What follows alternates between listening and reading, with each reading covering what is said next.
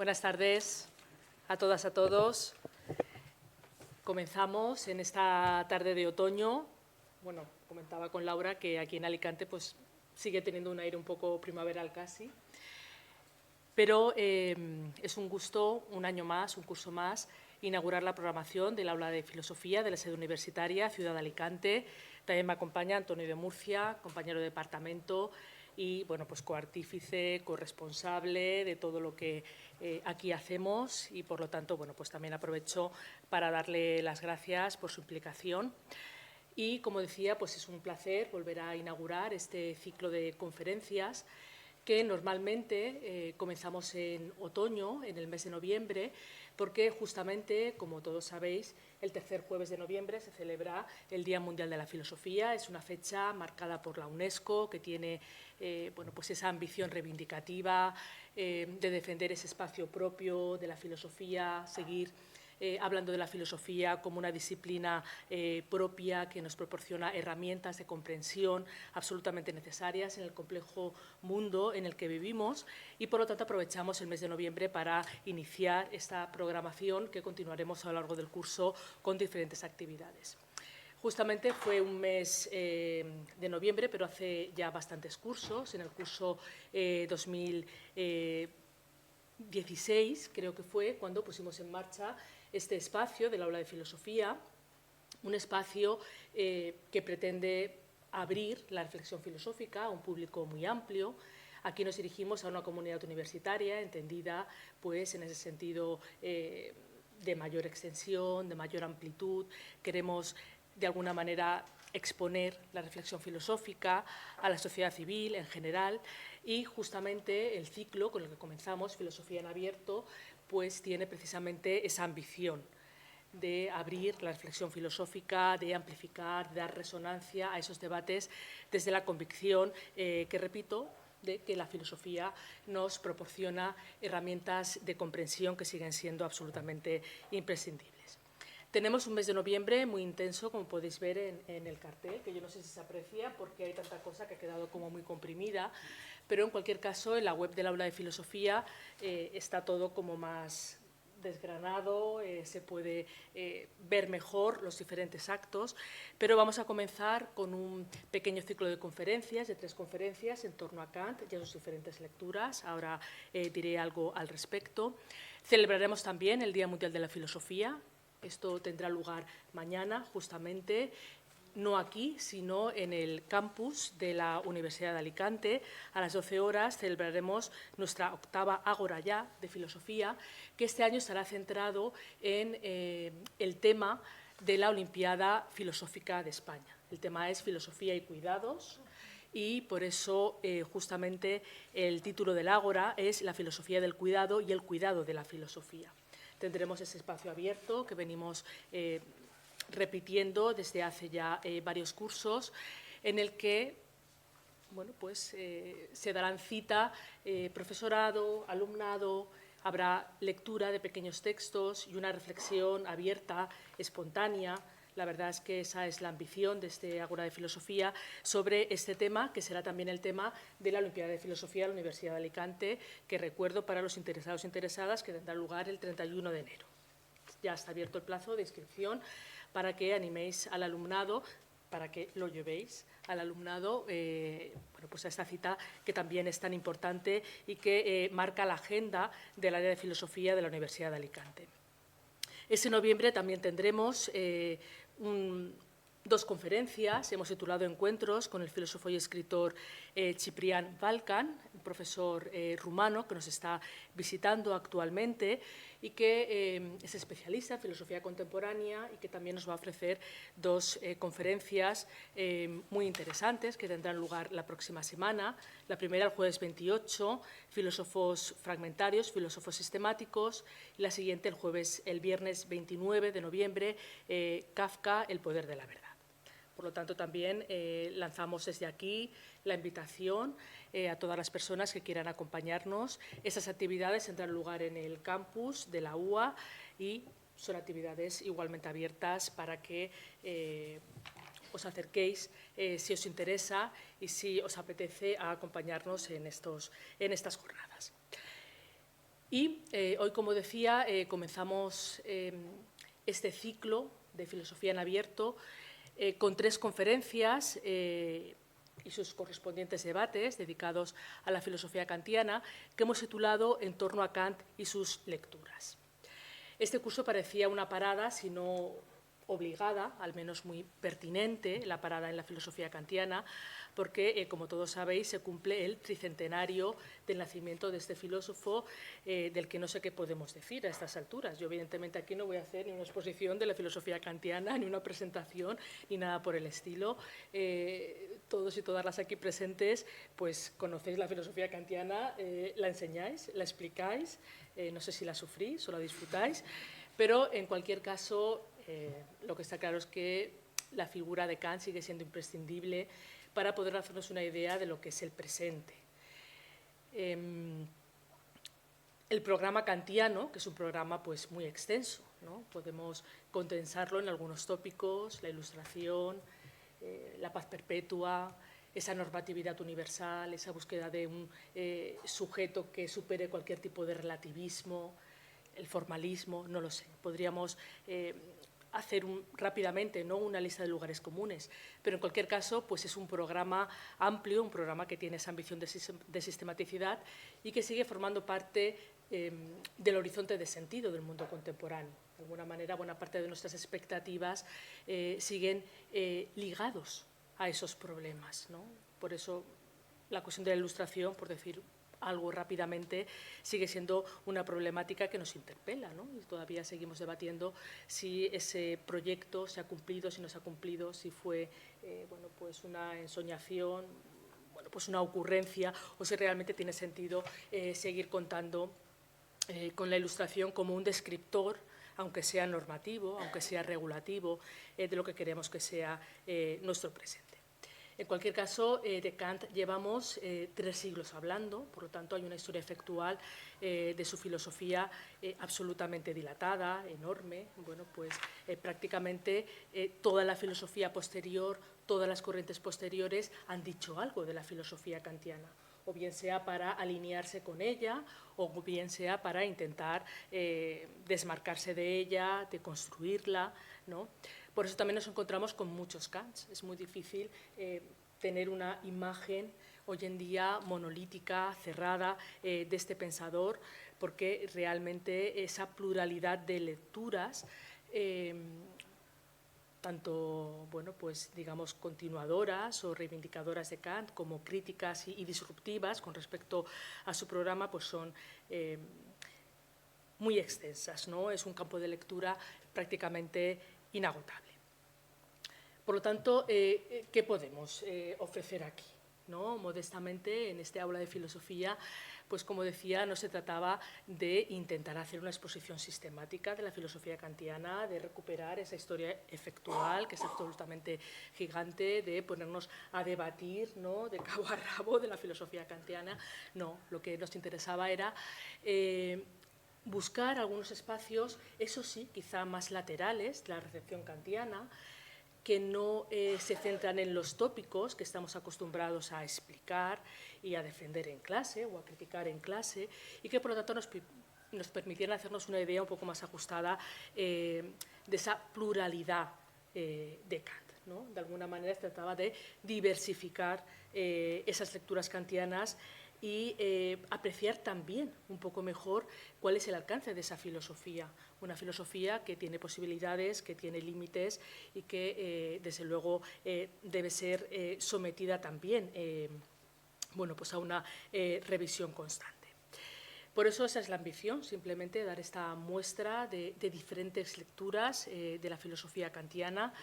Enseguida presentaré a la ponente que nos acompaña hoy y que va a hacer una apertura del ciclo, pues realmente sugerente e interesante.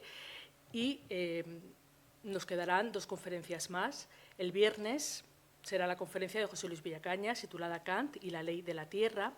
Y a la semana que viene, el viernes 29, tendremos una conferencia que a mí, la verdad, me hace mucha ilusión que podamos mantener en este ciclo, y es sobre el Kant geógrafo. La verdad es que yo tengo que confesar que quienes nos dedicamos a la filosofía, pues yo personalmente apenas conocía esta dimensión de la filosofía kantiana. Y la verdad es que también es interesante, ya no solamente por ganar erudición sobre la filosofía kantiana, sino también para ver esa amplitud de la reflexión kantiana, aunque en este caso sea una reflexión precrítica, podríamos decir.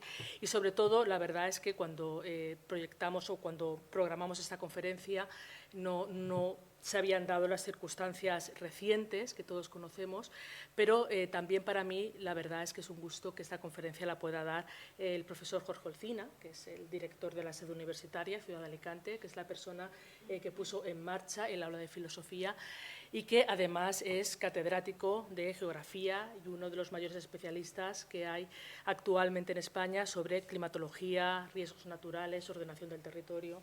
La verdad es que el pobre está actualmente todo el día en los medios, en la prensa, respondiendo pues todas estas circunstancias, ¿no? que ha conllevado la Dana. Y bueno, pues yo creo que la casualidad o la desgracia ha hecho que sea una conferencia también muy pertinente, ¿no? Que podamos hablar también de geografía y de ordenación del territorio en un ciclo sobre la filosofía kantiana. Por lo tanto, como decía, en este pequeño ciclo sobre la filosofía kantiana vamos a intentar explorar esos otros espacios quizá menos conocidos de la filosofía kantiana y uno de ellos, aunque también llevamos ya años con esta investigación, es la relación entre Kant y el género. Hablamos de razón ilustrada, pero es una razón que consigue también seguir siendo patriarcal, es una razón que administra discriminación, que administra misoginia concretamente, y es un diagnóstico que ya llevamos pues casi décadas con él, ¿no? Celia Morós hablaba de esta razón patriarcal que propone conceptos universales, pero en definitiva es una razón que funciona para un sujeto de un perfil muy concreto, que desde luego no es el perfil de las mujeres. Derrida también hablaba de falogocentrismo, haciendo ese juego entre falocentrismo, logocentrismo, y cómo de alguna manera esta razón y sus luminosos conceptos ponen sobre la mesa una perspectiva androcéntrica. Y justamente queríamos comenzar el ciclo con este debate, ¿no? Hasta qué punto esta razón ilustrada sobre la que Kant tanto nos ha enseñado, ese lema maravilloso, ¿no?, de salir de la minoría de edad, de atreverse a pensar, etcétera, bueno, pues es compatible con estos otros sesgos, estas otras limitaciones que tiene su proyecto, uno de los cuales sería la cuestión del género. Y para ello nos acompaña, es un lujo, y yo le agradezco mucho que haya hecho un hueco en su agenda, porque además pues lleva varios días, ¿no?, con conferencias, y ha hecho un hueco para poder estar aquí hoy en Alicante, a la profesora Laura Herrero, que es doctora en filosofía. Su tesis versó, como no podía ser de otra manera, sobre la filosofía kantiana, por lo tanto es una experta en la filosofía kantiana. Es actualmente profesora de filosofía en la UNED, y justamente allí ha estado al frente de un ciclo que creo que acaba también esta semana, titulado Kant ante el siglo XXI, ¿no? Por lo tanto, bueno, pues está metida, ¿no?, en esta cuestión y va a ser, como decía, una excelente apertura de este pequeño ciclo. Voy a hacer una presentación muy breve de Laura Herrero. Ella tiene un currículum muy extenso, una investigación centrada en la filosofía kantiana, también en cuestiones de género, en cuestiones de revisión desde esta perspectiva de lo que es la historia de la filosofía. Y, bueno, pues en ese sentido discurren, ¿no?, sus publicaciones, ¿no?, sus principales publicaciones. Forma parte de diferentes grupos de investigación, como el grupo Ginedis, Normatividad, Emociones, Discurso y Sociedad, y también del proyecto de investigación Esquematismo, Teoría de las Categorías y Merología en la filosofía kantiana, una perspectiva fenomenológico-hermenéutica. Tiene una extensa lista de publicaciones. Ella además también es colaboradora de diferentes revistas como Endoxa, Logos, Contextos kantianos. También ha investigado desde el punto de vista histórico y filosófico la problemática migratoria y política actual. Concretamente se ha centrado en el concepto de frontera y simplemente, por dar alguna pincelada más, voy a nombrar 3 publicaciones recientes suyas sobre la filosofía kantiana, donde vemos esa lectura, desde mi punto de vista, avanzada de la filosofía kantiana, osada de la filosofía kantiana, que no da vueltas en torno a ese programa más canónico, sino que intenta desplazarse a esos otros espacios laterales que realmente nos muestran también cuál es la capacidad de la filosofía kantiana, ¿no?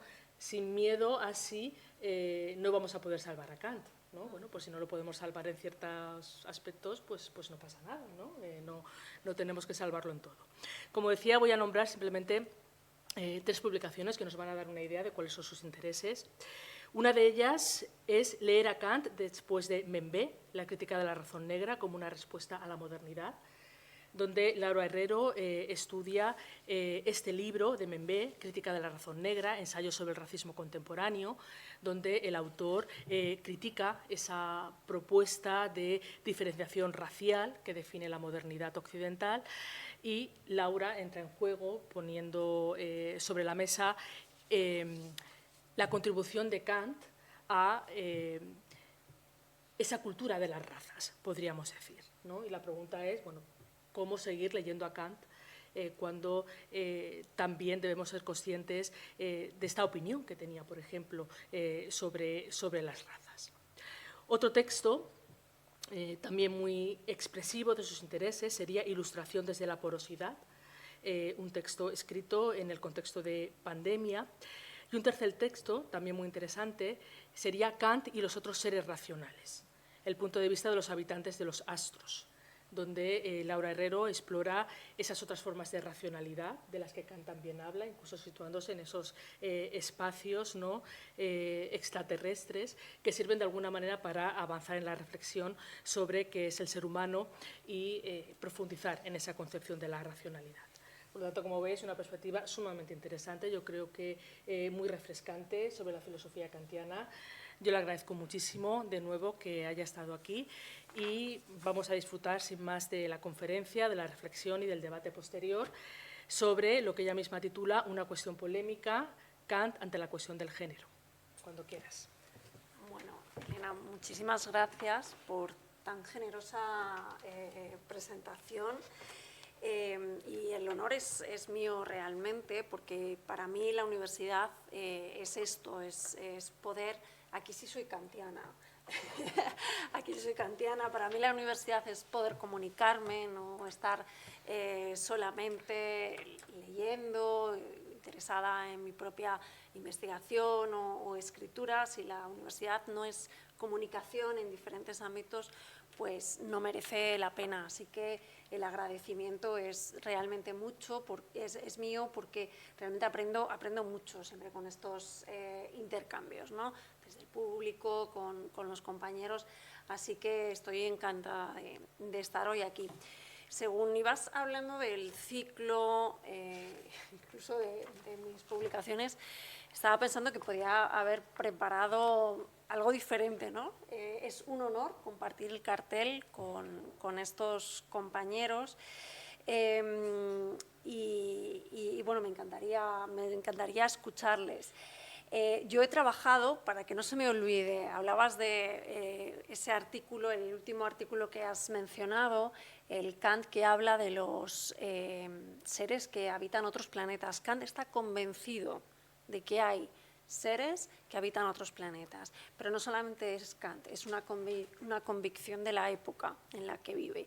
Yo en ese artículo, sin embargo, no creo que sea relevante este hecho, que es simplemente pues una erudición más. Pues mira, Kant creía en los extraterrestres. Sí, es cierto, pero ¿y eso qué nos dice? O sea, ¿para qué necesita Kant hablar de otros seres racionales, ¿no? Y es muy interesante porque Kant necesita hablar de otros seres racionales para entender cómo funciona el imperativo categórico, por ejemplo, ¿no? O sea, cómo otros seres racionales, según su relación con la sensibilidad, interpretarían y formularían y pondrían en práctica, sobre todo, ese imperativo categórico. Y por hilar, ¿no?, que no me estoy yendo por las ramas, un poco sí, ¿no?, pero por hilar, ¿no?, al tema de hoy. aquí Kant, claro, tiene un problema, y es que para pensar en otras formas de pensar, tuvo que pensar acerca de seres que vivían en otros planetas, en vez de pensar en otras formas de pensar en su propio mundo, que también las había.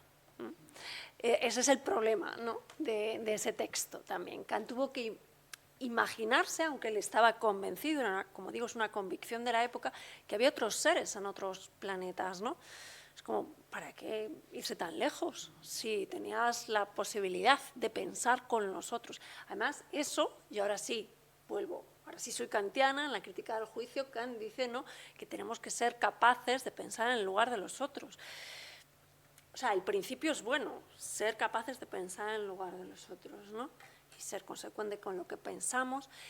El problema es cómo se pone en práctica y cómo Kant llega a poner o no en práctica los propios principios que él está enunciando, ¿no?, y afirmando. Y yo creo que ahí está el si podemos, debemos salvar o no salvar a Kant. No sé si la pregunta nos lleva a mucho, ¿no? Mi propósito es, a partir de los conceptos kantianos, y ahí pues sí me declaro kantiana, gano con los conceptos, pero siendo crítica y siendo consciente de que en ocasiones Kant no es capaz de aplicar sus conceptos, de aplicar sus principios, ¿no? Él mismo dice, sí, él mismo nos dice que confiesa que es muy malo poniendo ejemplos. Y yo diría, no solamente es malo poniendo ejemplos, sino incluso, pues eso, aplicando, bajando a la realidad. Voy a poner la presentación.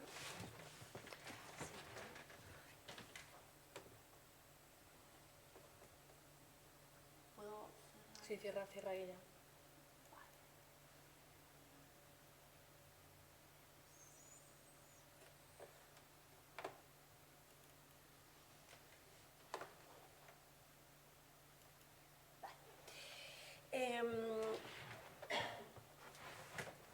Bueno, pues, como os decía, ¿cómo podemos seguir hablando de Kant hoy en día?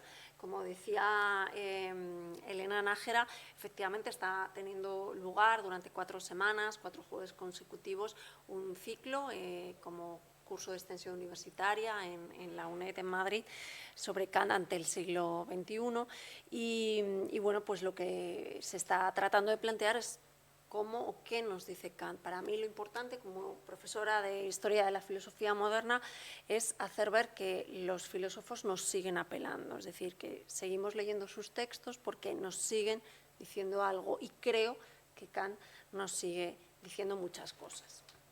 Bueno, pues vamos al tema que nos concierne hoy. ¿Qué dice y cómo dice Kant lo que dice acerca de las mujeres? Kant ante la cuestión del género.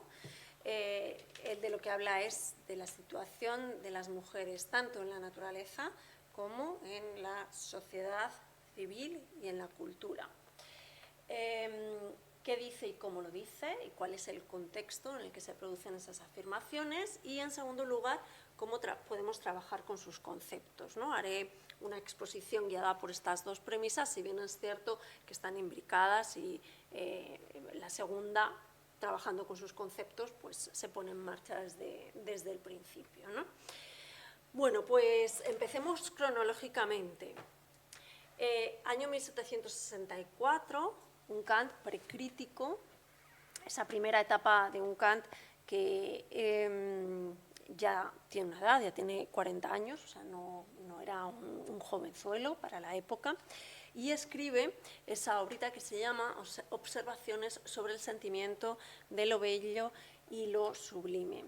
Es un libro que no está dirigido a un público académico, se publica en alemán y conoce 8 ediciones en vida de Kant, así que es un texto que fue conocido y fue leído, y además fue leído, parece, por algunas investigaciones, por mujeres, es decir, era un texto que él sabía que iban a leer las mujeres. Es uno de los textos más duros acerca de las consideraciones de la mujer y de su función y de sus capacidades. Por cierto, los textos en los que Kant habla de la mujer suelen ser los mismos textos en los que Kant habla de las razas. Como ha comentado Elena Nájera, he estudiado también el tema de las razas, por ejemplo, a través de ese texto, Crítica de la razón negra, de Achille Mbembe, un texto en el que, sin embargo, Achille Mbembe no habla de Kant, pero me dio la oportunidad, ¿no?, de acercarme a él y ver qué es lo que decía acerca de la modernidad. Bueno, Kant, cuando habla de las mujeres, como os decía, suele hablar también en esos mismos textos acerca de las razas. Acerca de las razas dice igualmente barbaridades. Podemos decir que Kant tiene páginas muy racistas y muy, no solamente machistas, sino misóginas. Sin embargo, acerca de las razas, parece que Kant conoce una progresión en su pensamiento, ¿no?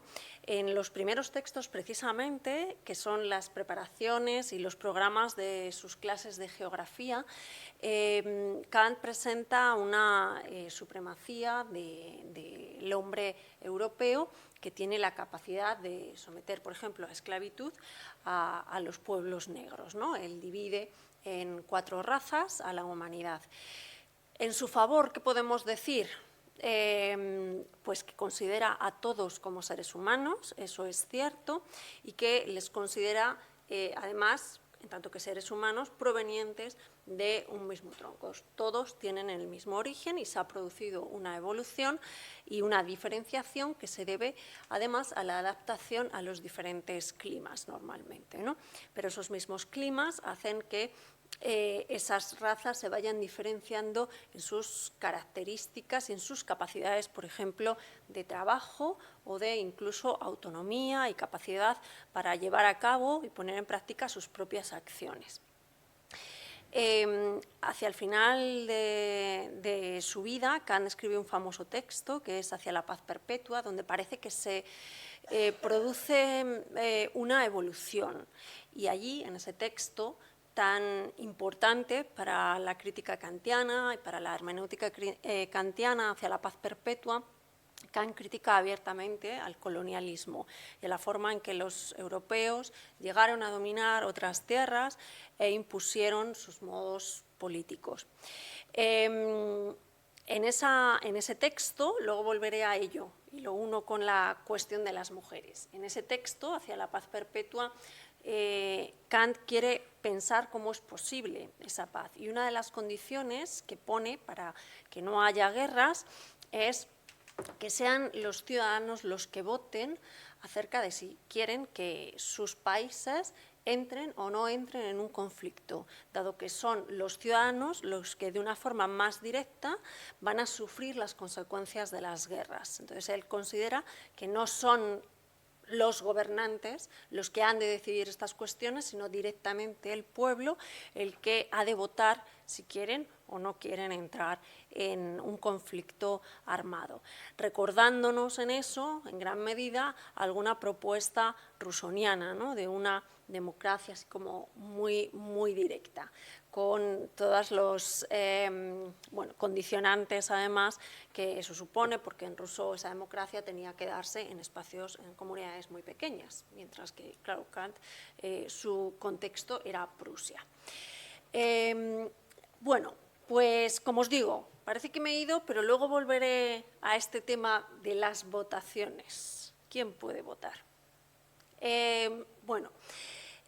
Os decía, 1764, observaciones sobre el sentimiento de lo bello y lo sublime. Estamos con el Kant precrítico. El Kant precrítico es el que no ha publicado todavía su obra más famosa, más estudiada, creo, que es Crítica de la razón pura, publicada en 1781.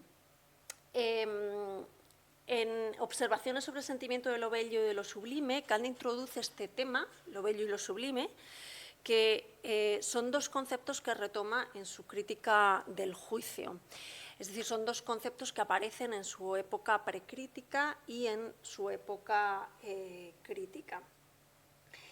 En el capítulo tercero lo encontramos encabezado por el título sobre la diferencia entre lo sublime y lo bello en la relación recíproca de ambos sexos. Pero para entender este capítulo es, creo que bastante relevante. Por cierto, me he traído una edición, una traducción que no es la mejor, ni siquiera tiene la paginación académica, pero me parecía representativa por la propia portada. No sé si la veis, en la portada han puesto la imagen de una mujer, además con un pecho descubierto, porque precisamente, bueno, pues eso es uno de los textos en los que más se habla de esta condición de la mujer. Para entender este capítulo tercero sobre la diferencia entre lo sublime y lo bello, vamos a ver qué dice en las páginas anteriores, donde nos describe de alguna forma qué es esto de lo bello y de lo sublime, y que es muy interesante tenerlo en cuenta para cuando vamos después a leer la crítica del juicio. Este texto no se suele leer mucho, ¿vale? Pero la crítica del juicio sí, y además esos conceptos de lo bello y lo sublime son dos de los conceptos más utilizados casi hoy en día de Kant. Kant en la estética no tiene mucho más que decir que esto de lo bello y lo sublime, pero según lo presenta en la crítica del juicio. Y ahí sí que es muy fino, y ahí sí que hila de una forma muy inteligente, muy académica, además. Y bueno, todavía hoy, ¿no?, se sigue discutiendo acerca del uso y de todo lo que puede dar de sí lo bello y lo sublime. Bueno, ¿qué es lo bello y qué es lo sublime? Lo bello tiene que ver con lo que es tranquilo, con lo que es alegre, está relacionado con nuestra capacidad del ingenio y destila el objeto que es bello, nos lleva a amarlo. Es algo que produce algo así como amor. Y Kant en este texto sí que pone muy buenos ejemplos, bajo mi punto de vista, y sitúa el objeto bello en algo así como campiñas con flores y valles con arroyos. Esto nos lo dice él mismo. Bueno, esto por lo que se refiere a qué es el objeto bello, ¿vale? Por cierto, en ambos casos, tanto en lo bello como en lo sublime, sí que nos dice que son emociones agradables, pero de diferente modo, ¿vale? Entonces, lo que se experimenta, lo que se expone es ese diferente modo de ser de lo bello y de lo sublime, ¿vale? Por el contrario, lo sublime conmueve y arrastra, ¿vale? Nos lleva al movimiento. Para eso necesita una fuerza. Está relacionado con la inteligencia e infunde respeto. El objeto infunde respeto, no amor, ¿vale? Esto, por ejemplo, se rescata después en la crítica del juicio, ¿no?, lo de que infunda respeto el objeto de lo sublime. ¿Y en qué situamos este?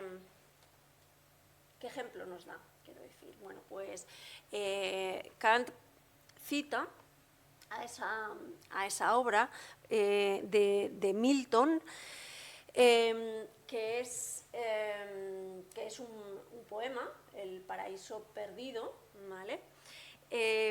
Y basándose en esa obra de Milton, del paraíso perdido, en el siglo XIX, John Martin pues pinta este cuadro. Lo que dice exactamente Kant, vamos a dejarle hablar a él, es lo siguiente. Este delicado sentimiento que ahora vamos a considerar es principalmente de dos clases, el sentimiento de lo sublime y el de lo bello. La emoción es en ambos agradable, pero de muy diferente modo. La vista de una montaña cuyas nevadas cimas se alzan sobre las nubes, la descripción de una tempestad furiosa o la pintura del infierno por Milton producen agrado, pero unido a terror, En cambio, la contemplación de campiñas floridas, valles con arroyos serpenteantes cubiertos de rebaños pastando, la descripción del Elíseo o la pintura del cinturón de Venus en Homero proporcionan también una sensación agradable, pero alegre y sonriente. Para que aquella primera impresión ocurra en nosotros con fuerza apropiada, debemos tener un sentimiento de lo sublime. Para disfrutar bien la segunda, es preciso el sentimiento de lo bello. Altas encinas y sombrías soledades en el bosque sagrado son sublimes. Platabandas de flores, setos bajos y árboles recortados en figura son bellos. Y aquí se produce, quiero recalcar esto, un guiño a algo que aparece de forma transversal como un hilo que aparece en muchos escritos kantianos, que es el cielo. La noche es sublime, el día es bello. En la calma de la noche estival, cuando la luz temblorosa de las estrellas atraviesa las sombras pardas y la luna solitaria sale en el horizonte, las naturalezas que posean un sentimiento de lo sublime serán poco a poco arrastradas a sensaciones de amistad, de desprecio del mundo y de eternidad. El brillante día infunde una activa diligencia y un sentimiento de alegría. Lo sublime conmueve, lo bello encanta. Fijaos en las estrellas. Kant prefiere, puedo decir que esto es una interpretación mía, pero creo que está bien basada en textos, prefiere la noche al día. Prefiere esas estrellas en el cielo que están tan relacionadas con la ley dentro de nosotros, ¿no? Que nos recuerda en la crítica de la razón práctica que son dos cosas para las que Kant tiene en tan alto valor, ¿no? La ley dentro de mí y el cielo estrellado sobre mi cabeza.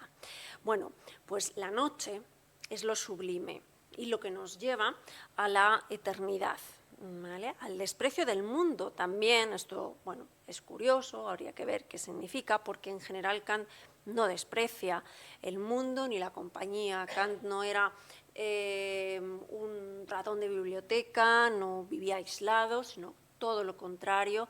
Todo parece apuntar a que realmente tenía muy buena relación con sus estudiantes, a los que seguía escribiendo a lo largo de los años, y hacía veladas, cenas en su casa con varones, siempre con varones.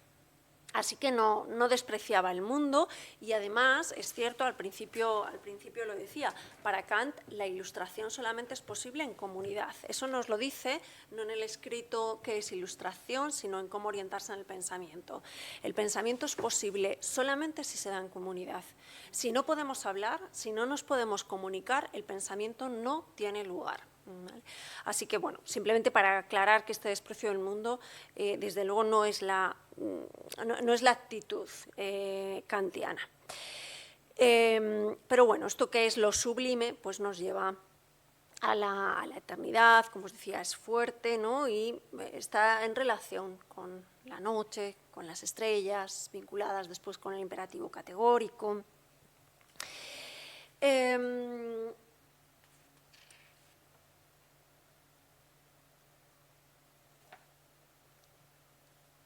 Vale. Bueno, pues vamos hacia el capítulo tercero, os decía, sobre la diferencia entre lo sublime y lo bello en la relación recíproca de ambos sexos. Una vez que nos ha explicado qué es lo bello y qué es lo sublime, pues lo que va a hacer es a vincular estos sentimientos con cada uno de los dos sexos. El varón será el que de una forma natural tiene la capacidad de desarrollar ese sentimiento de lo sublime, y la mujer va a estar apegada al sentimiento de lo bello. ¿Vale? No solamente esto y esa preferencia, ¿no? Ese alta estima que Kant pone en la noche, en el sentimiento de lo bello, es lo que nos muestra una jerarquía ya entre los sexos, sino que, bueno, encontramos otras afirmaciones que os puedo pasar a leer.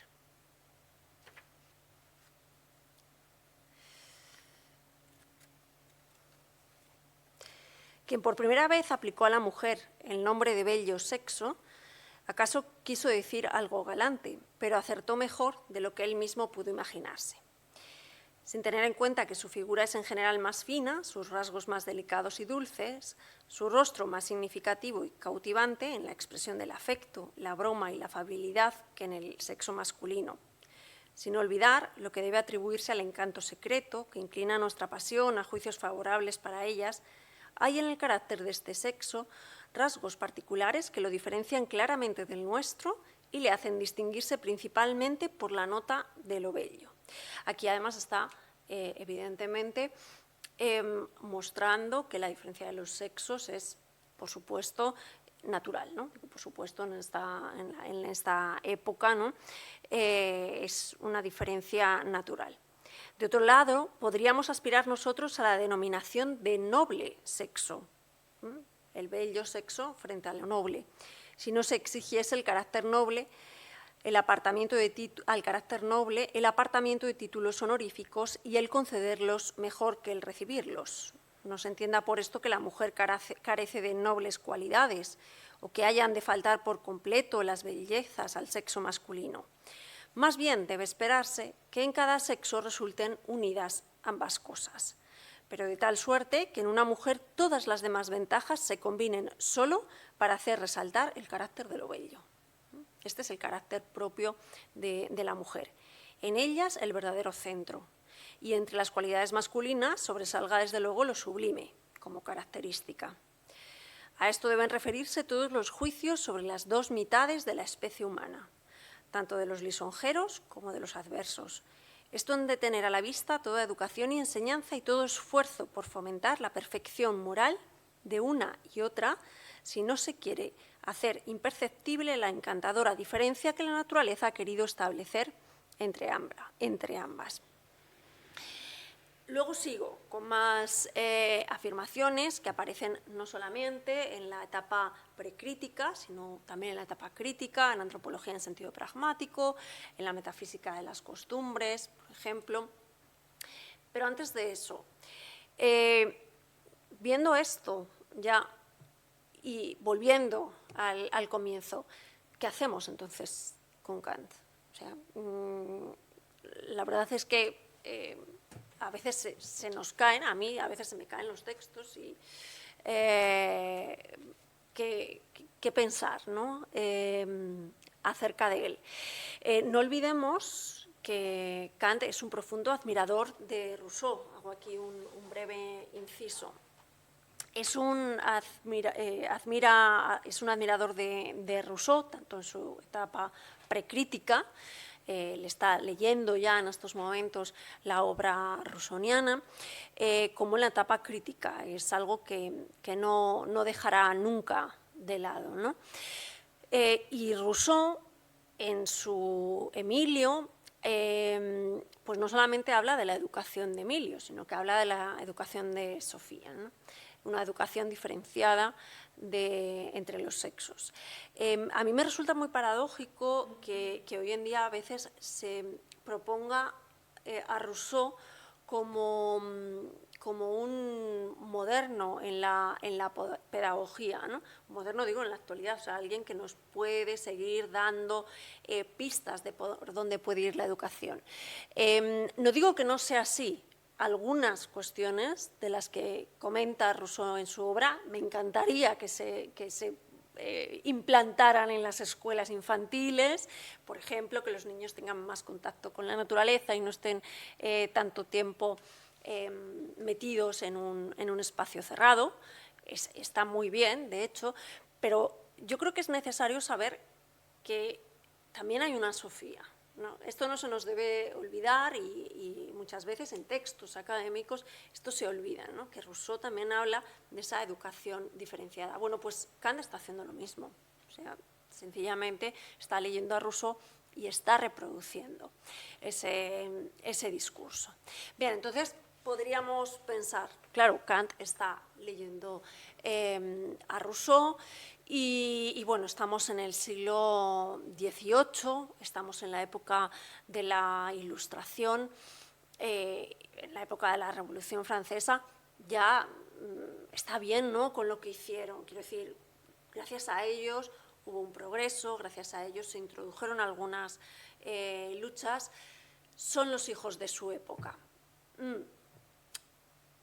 Esta especie de excusa de son los hijos de su época, a mí me chirría un poco, la verdad. Tomo aquí la palabra, la explicación que le he oído en varias ocasiones a Ana de Miguel.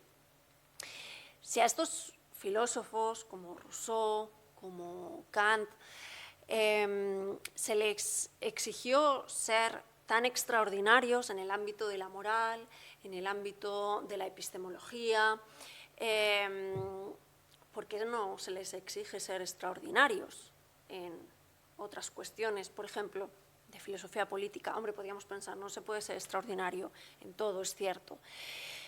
Pero yendo un paso más allá, ¿qué significa que son hijos de su época? Bueno, significa que todos somos hijos e hijas de alguna época. ¿Pero qué quiere decir eso? Quiere decir que tenemos que pensar de acuerdo con nuestras épocas. Si eso es así, lo que estamos diciendo es que nada puede cambiar, es que no podemos avanzar, ¿no? Es que, ¿cómo se introduce el cambio entonces? Porque el cambio abre a otras épocas, ¿no? Entonces, sería imposible avanzar, ¿no? Y esto en relación con Kant, a Kant le gusta el progreso. O sea, Kant piensa que el género humano se halla en constante progreso hacia mejor. O sea, Kant nos lo dice explícitamente, y acabo de leer un texto en el que él dice que nos podemos perfeccionar, hombres y mujeres, varones y mujeres. ¿Vale? Entonces, claro, Kant quería el progreso. Luego, decir que es un hijo de su época no va con el espíritu de sus textos, ¿de acuerdo? ¿Qué más podemos decir? Tomando las palabras kantianas, es decir, haciendo uso de esos conceptos y aplicándolo a lo que él mismo no lo aplicó, pues lo que podemos decir es que él vive en una época de ilustración, pero todavía no es una época ilustrada, todavía le falta para ser una época ilustrada. Venía repasando hoy en el viaje un artículo de la profesora Luisa Posada. Os lo he abierto por aquí, juraría que lo he abierto. No es este. Kant y la diferencia sexual. Luisa Posada es una profesora de la Universidad Complutense. Ella hizo su tesis doctoral dedicada a Kant y después se dedicó en gran medida al desarrollo de la teoría feminista como filósofa y como activista, si es que esto se puede diferenciar. Y ella habla de que el feminismo filosófico se convierte en crítica de la crítica. Bueno, pues eso es lo que significa utilizar los conceptos de Kant, ¿no?, para hacer la propia crítica de los mismos. Bien, pues intentando hacer esta crítica a la crítica, nos queda una parte de su época. ¿Cuál es la época de Kant? Bueno, es que en su época ya había mujeres que estaban reivindicando la igualdad en los derechos, ¿no? Esto es la Marcha de las Mujeres a Versalles, 1789. Kant se declara un admirador sui generis de la Revolución Francesa. Digo sui generis porque no es un admirador de las revoluciones, lo dice abiertamente, porque piensa que es mejor un cambio paulatino en los modos de pensar. Con una revolución se corre el riesgo de caer en una tiranía, pero afirma a su vez que, bueno, que ya que ha habido una revolución francesa, pues que está bien lo que se ha conseguido, y que además le ha recordado a un espectáculo de lo sublime en la medida en que veía algo con fuerza desarrollarse en un país lejano y él estar seguro. Esto es algo que después aparece en la crítica del juicio. Lo sublime es aquello que se presenta con una fuerza sin límites, pero ante lo cual yo me siento segura, porque estoy a una distancia, ¿vale? Porque sé que mi vida no corre peligro, ¿vale? Bueno, pues eso es lo que le pasó un poco a Kant con la Revolución Francesa. Bueno, pues es que su época es la época de la Revolución Francesa. Si él hubiera querido, igual que leía a Rousseau, pues podría haber leído a otras mujeres francesas. Es la época de Madame de Châtelet. Madame de Châtelet, Kant la conoce. ¿Por qué conoce Kant a Madame de Châtelet? Porque Madame de Châtelet fue la traductora de Newton, y él, gran admirador de Newton, pues no podía sino conocer a Madame de Châtelet. Madame de Châtelet lo que hace es traducir a Newton desde el latín, ¿vale? Entonces, claro, lo hace más accesible a toda la filosofía continental. Es decir, si Newton llega a la filosofía continental, es en gran medida mediado por la mano de Madame de Châtelet, que vive entre 1706 y 1749. Es la época de Mary Wollstonecraft, que publica Vindicación de los Derechos de la Mujer. Es la época de Olympe de Gouges, Declaración de los Derechos de la Mujer y la Ciudadana, también en Francia, como os digo, tan admirador de la filosofía francesa a través de Rousseau. Bueno, realmente no era admirador de la filosofía francesa, era admirador de Rousseau, ¿no? Pero bueno, es que esta es su época también. Pero no solamente es su época, es que podríamos pensar, bueno, en la época, siglo XVIII, claro, las ideas no van tan rápido, ¿no?, como hoy en día, que alguien piensa algo en el otro confín del universo en Australia y a los 10 segundos ya lo tenemos aquí, ¿no? Los tiempos han cambiado. Pero es que esto no es algo que surja en el siglo XVIII, ni mucho menos. Es que esto es algo que viene de más atrás, ¿no? Vale, esto no es de ahora. Esto es algo que viene de más atrás, ¿vale? Del siglo XVII, Poulain de la Barre, Marie de Gournay. Y, en definitiva, pues Kant no pudo leer a Elena Nájera, que, por ejemplo, en su artículo La capacidad feminista de la filosofía cartesiana, pues explora qué es lo que pasa en el siglo XVII. Hay otros nombres, Margaret Cavendish, Anne Conway, Anne Conway.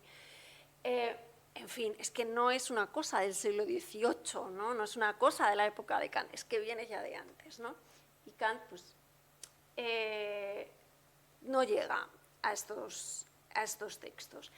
E incluso podríamos pensar, no solamente es que no llegue, es que pasa algo incluso peor, y es que Kant sabe que hay mujeres que se dedican al estudio de los textos, a la traducción de los textos. La traducción fue una forma muy habitual por la cual las mujeres entraban en el mundo intelectual, ¿vale? Traduciendo textos, como os he dicho, por ejemplo, Madame de Châtelet, o a través también del conocimiento de diversos idiomas, ¿no?, como en el caso de Madame de Staël después. Él lo sabía, y el problema es que lo criticó, que las mujeres se dedicaran a los libros, porque los libros para las mujeres, nos dirá Kant, no son más que un mero adorno, ¿vale? Igual que quien lleva un reloj para adornarse. Entonces, simplemente, ¿podemos salvarle pensando en que es un hijo de su época? Para mí, no es una forma de salvación, ¿vale? Aquí no sería una forma de salvación. Ahora, ¿tenemos que seguir leyendo a Kant? Por supuesto que sí, si no es tirar piedras sobre mi propio tejado, pero no solamente eso. Lo que sí que creo que podemos hacer y que tiene mucho sentido hacer es utilizar sus conceptos para aplicarlos a aquello a donde él, en muchos casos, no llegó. En el caso de las razas, como os decía, sí que hubo una progresión, parece, bueno, de hecho hay un debate actualmente, un debate que, por ejemplo, en Alemania es muy recurrente, en la prensa, incluso en la prensa de los kioscos de la calle, de vez en cuando salen artículos al respecto. ¿Era Kant racista o no era racista? Y hay algunos académicos que consideran que hubo un avance y otros que no lo consideran, porque si bien es cierto que, como os decía antes, en Hacia la Paz Perpetua hay una crítica abierta al colonialismo, claro, hay otros académicos que dicen, bueno, criticar el colonialismo no es abiertamente criticar el racismo, no es lo mismo. Y Kant, de hecho, no se desdice, o sea, tampoco dice lo que yo dije, ahora no lo digo, no hay un desdecirse. Hay diferentes interpretaciones, ¿no?, acerca de esa cuestión, pero bueno, sí que parece que hubo una diferencia, ¿no?, al cabo del tiempo, pero como os decía, en la cuestión de la mujer, pues no hubo esa diferencia. Otros textos. Os he hablado antes de las observaciones acerca de lo bello y de lo sublime.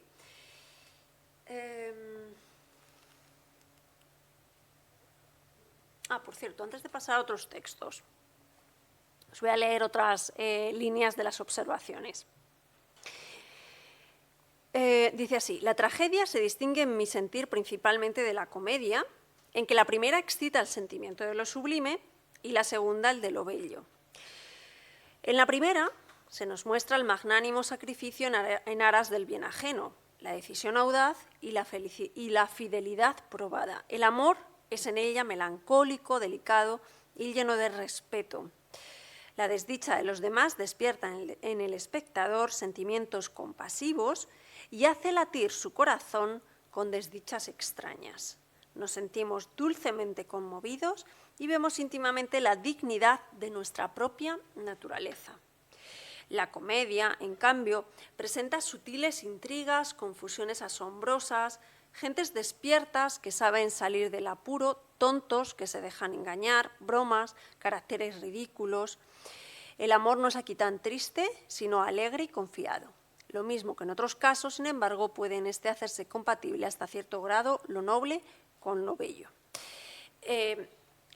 Esto aparece en el capítulo primero y, como os he dicho, después en el capítulo tercero aparece una relación directa de lo bello con el sexo femenino y lo sublime con el sexo masculino. Bueno, vamos a los otros dos textos que son relevantes, creo, que son ya del último Kant, Metafísica de las costumbres, de 1797, y La antropología en sentido pragmático, de 1798. Empiezo por el segundo, que encontramos en la antropología en sentido pragmático. Bueno, pues hay un epígrafe dedicado a esta cuestión, a la cuestión de los sexos, y de este epígrafe son muy poquitas páginas, pero destaco esta oposición, que también, por cierto, es un tema de la época y que en Kant es bastante complejo de seguir, que es la oposición naturaleza-cultura. Como sabéis, Rousseau fue el que, bueno, en cierta forma pone de moda, ya estaba, es previo a Rousseau, ¿no?, esta cuestión. Rousseau gana el concurso de la Academia de las Ciencias, ¿se llama Academia de las Ciencias? El concurso que gana Rousseau con el discurso, bueno, el discurso sobre las artes y las ciencias, sobre si se ha producido, si es beneficioso el progreso de la cultura o si es mejor el mundo natural, ¿no? Y como sabéis, Rousseau apuesta por la naturaleza, ¿vale? En Kant, por ejemplo, esto no va a ser así. Kant, como ilustrado que es, no compartirá, sobre todo en su época crítica, no compartirá, desde luego, lo podemos ver en qué es la Ilustración, esta visión del progreso que tiene Rousseau.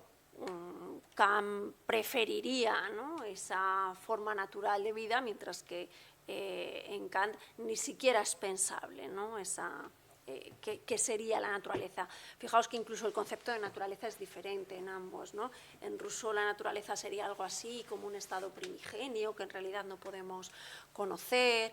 Incluso para Rousseau es algo problemático si eso ha existido o no ha existido, pero bueno, él lo formula como un estado primigenio del que hemos partido, mientras que en Kant realmente la naturaleza es aquello que podemos ordenar según leyes y aquello que podemos conocer, ¿no? A la Newton, es la naturaleza que se estudia en las ciencias.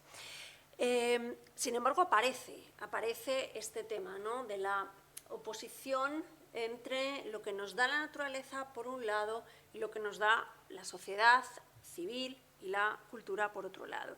Esto es lo que destaco de esta antropología en sentido pragmático. Y nos dice así Kant. Dice, cuando la naturaleza confió al seno femenino su prenda más cara, a saber, la especie, en el fruto de su vientre, por el que debía propagarse y eternizarse el género humano, temió, como por su conservación, e implantó ese temor, es decir, a las lesiones corporales y la timidez ante semejantes peligros en su naturaleza, debilidad por la que este sexo exhorta justamente al masculino a que le proteja. Por un lado, entonces, Kant hace que el sexo femenino tenga una relación directa con la naturaleza, porque del sexo femenino depende la preservación de la especie y por eso, dice, se tiene que corporalmente proteger más, ¿vale? Y se siente, por esa necesidad de protección, ¿no?, es como más consciente de esa vulnerabilidad, diciéndolo con lenguaje del siglo XXI, y pide ser protegida, ¿no? Fijaos que es curioso cómo, por decir algo positivo de esta afirmación, la debilidad la pone en la conciencia que la mujer tiene de la posibilidad de ser herida, ¿no?, de esa condición de vulnerabilidad. Pero ante esa condición de vulnerabilidad no hay una respuesta autónoma ni de independencia, sino que lo que hay es necesidad de ser protegida desde fuera. En segundo lugar, dice, ya que la naturaleza quiso infundir también los sentimientos más finos que implica la cultura, a saber, los de la sociedad, y aquí vemos la cultura, ¿vale?, esa naturaleza que se dedica a preservar la especie frente a la cultura. Empiezo, ya que la naturaleza quiso infundir también los sentimientos más finos que implica la cultura, a saber, los de la sociabilidad y de la decencia, hizo a este sexo el dominador del masculino por su decoro, su elocuencia en el lenguaje y en los gestos, tempranamente sagaz y con pretensiones a un trato suave y cortés por parte del masculino. De suerte que este último se vio, gracias a su propia magnanimidad, invisiblemente encadenado por un niño y conducido de este modo, si no precisamente a la moralidad misma, al menos a lo que es su vestido, el comportamiento civilizado, que es la preparación y la recomendación para aquella. Es decir, la naturaleza es, por así decirlo, más primigenia, cronológicamente, incluso hay algo de eso, ¿no? Hay todavía algo de eso, sobre todo en esta presentación un tanto cronológica, ¿no?, de cómo se ha desarrollado la moralidad. Tenemos a la mujer pegada al mundo natural, que puede perpetuar, y frente a esa mujer lo que tenemos es un varón. Y en un primer momento, el varón, dice, se siente persuadido un poco por la mujer, por ejemplo, su locuacidad, su elocuencia. Esto es algo que aparece en muchos escritos de Kant, ¿no?, que las mujeres conocen muy bien los mecanismos del lenguaje para convencer, por ejemplo. Son capaces de hacer un uso del lenguaje adecuado. Luego os leo otro texto, por ejemplo, muy relevante de Kant también, que dice que las mujeres se pueden defender solas ante un tribunal, ¿no? O sea, tienen la capacidad del habla, el lenguaje lo tienen. Pero en este caso el lenguaje también tiene ese componente de poder engañar con el lenguaje, ¿no? Esto es un poco lo que se percibe, o sea, pueden dominar al hombre a través del lenguaje, de suerte que este último se ve conducido, gracias a ello, a la moralidad misma. Al menos, dice el comportamiento civilizado, que es la preparación para después la moralidad. Es decir, parece que la moralidad está más pegada en su desarrollo al sexo masculino, ¿vale? Sí es cierto, de mano del femenino. En Kant lo que sí que tenemos es una necesaria complementariedad de los sexos, ¿vale? O sea, los presenta como complementarios. Dicho lo cual, y que no se me quede en el tintero, que se nos va un poco la tarde, hay teorías expuestas por grandes académicas, por ejemplo, en este libro, a mí me gusta mucho, de Helga Barden. Helga Barden es una profesora de filosofía en la Universidad de Illinois, creo que es, de origen noruego, y ella ha escrito este texto, Sex, Love and Gender, a Kantian Theory, no está traducido al castellano.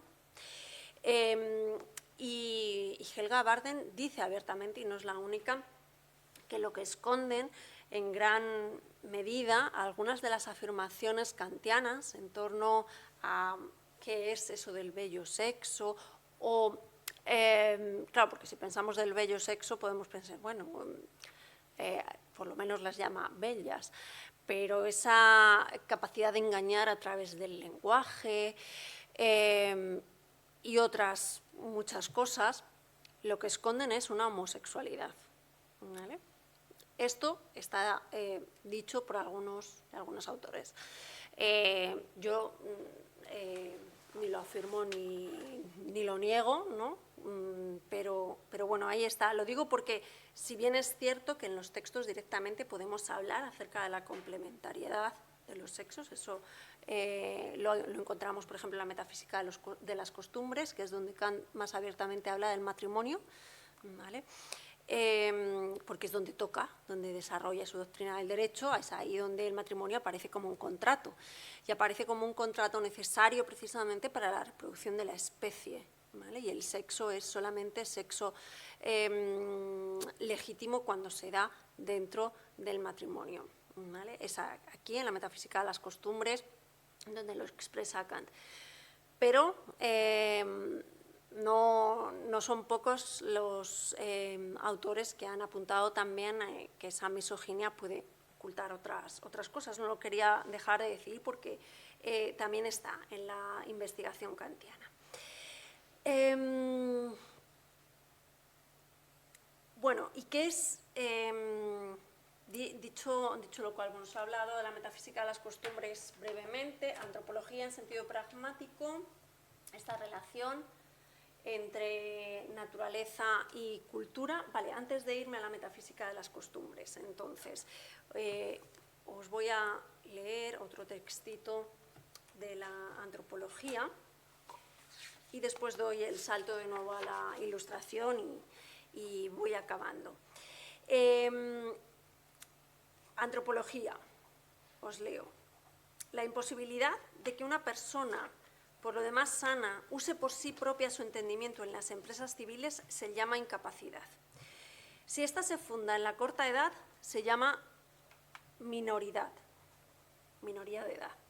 Si descansa en disposiciones legales respecto a empresas civiles, puede llamarse incapacidad legal o civil.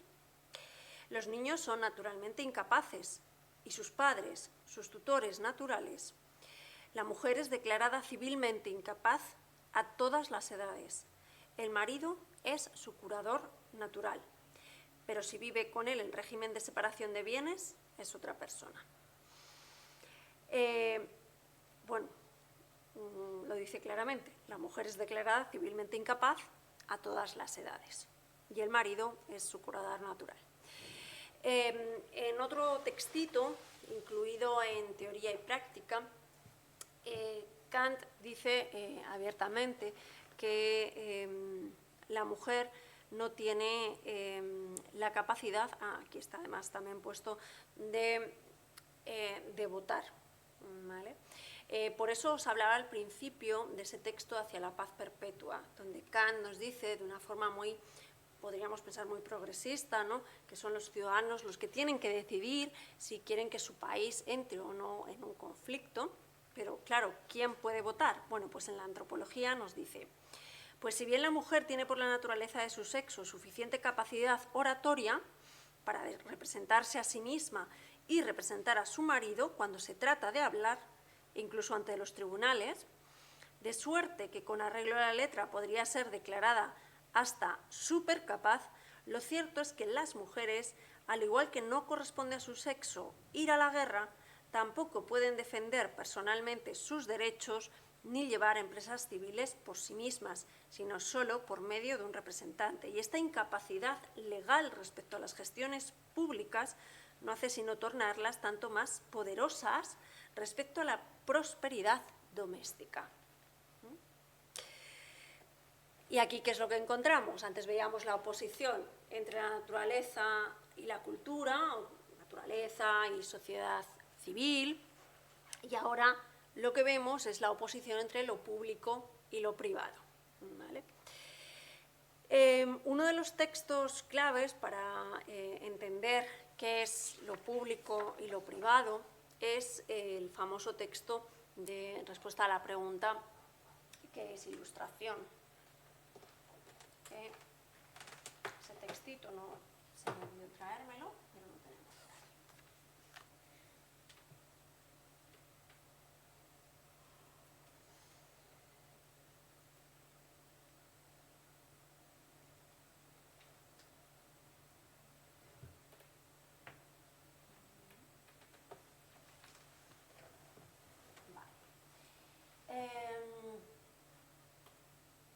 Bueno, ¿qué nos dice qué es la ilustración?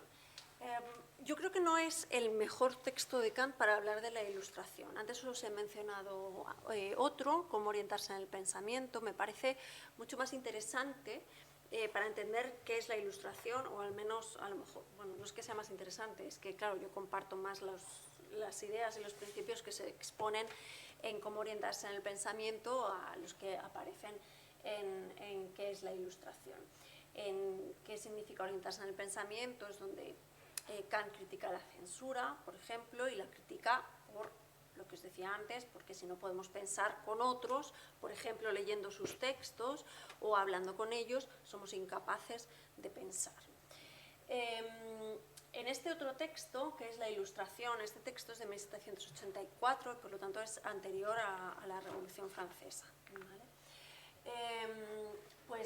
Kant se queja de la tutela a la que estamos sometidos y a la minoría de edad.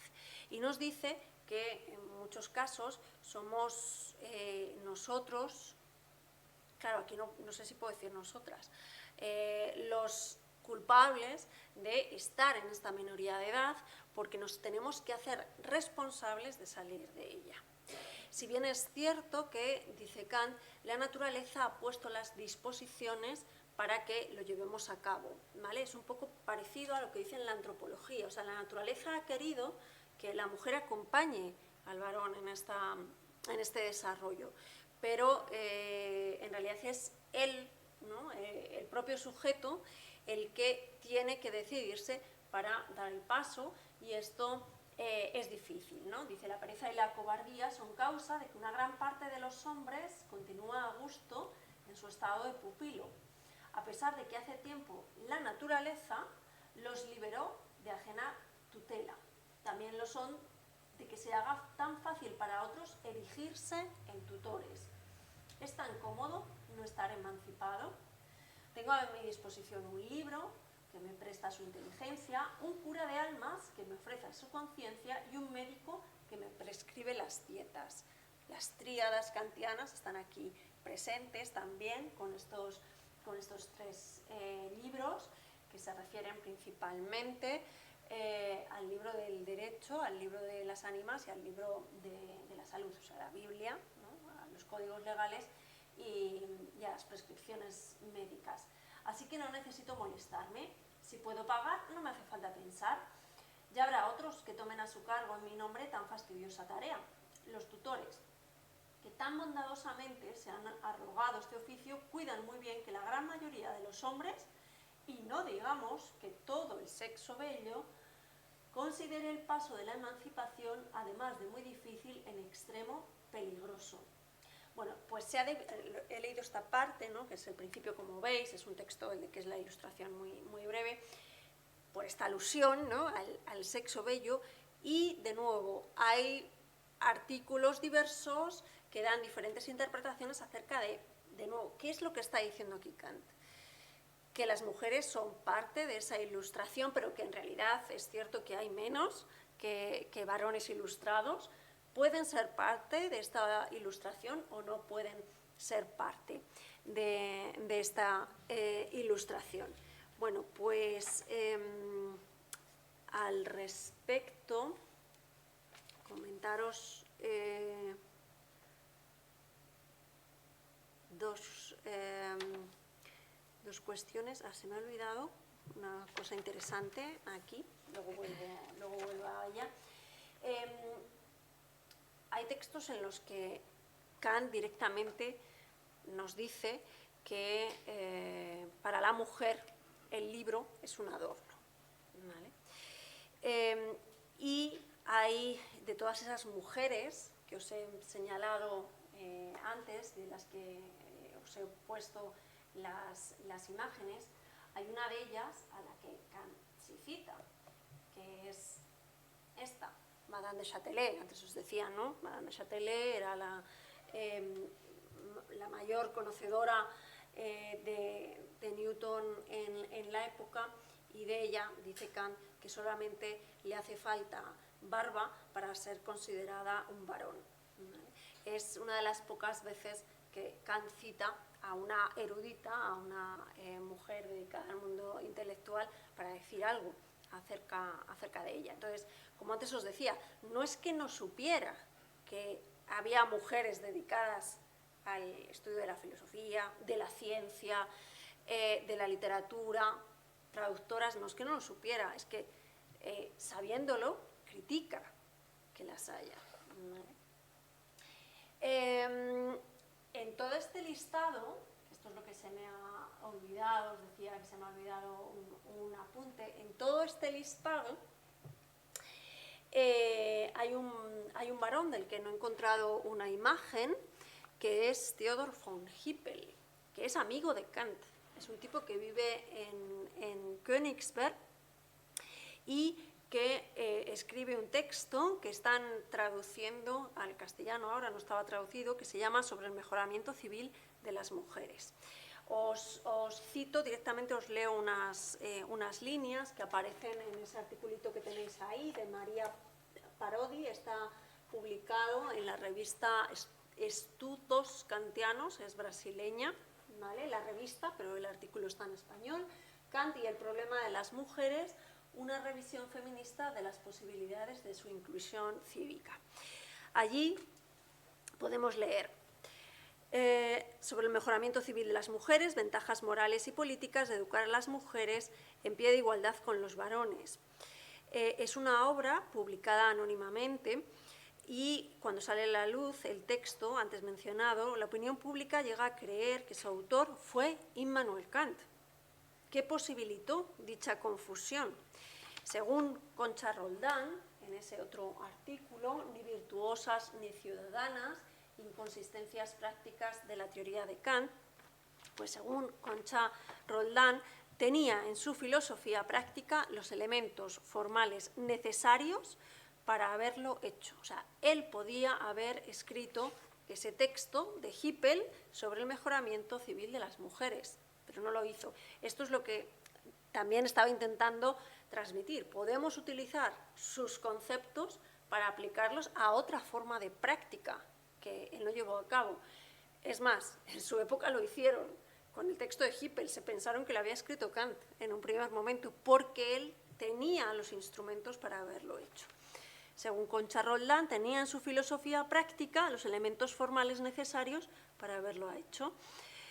Y al no hacerlo, deja al descubierto de manera notable sus inconsistencias en las dos pilares de sus textos, la autonomía y la universalidad. Es decir, a través precisamente de esos dos conceptos, autonomía y universalidad, pues deja entrever que efectivamente podía haber escrito un texto en favor, por ejemplo, de la ilustración de las mujeres. Y para concluir, autonomía y universalidad. Voy con el segundo concepto, universalidad. Yo he utilizado dos palabras diferentes. He dicho varones y he dicho hombres. ¿Pero qué dice Kant? Bueno, Kant en sus textos normalmente habla del Mensch, en alemán, os lo digo, ¿vale? Por ejemplo, ¿en qué es ilustración? Kant habla de Mensch normalmente. Y Mensch, en alemán, es ser humano, ¿vale? Es decir, aquí tenemos un doble problema. ¿Quiere esto decir que cuando Kant habla de Mensch, está hablando del ser humano y por lo tanto del varón y la mujer? No. El doble problema es el siguiente. Tenemos el problema de los traductores, de las traducciones que se han hecho al español, que han traducido Mensch por hombre, cuando creo que sería más adecuado traducirlo por ser humano, pero hasta yo misma he dicho hombre en varias ocasiones, ¿vale? Y el problema de que es que realmente Kant, cuando está hablando de Mensch, pues por el tipo de afirmaciones que hemos ido recorriendo, su modelo de ser humano es el del varón, ¿vale?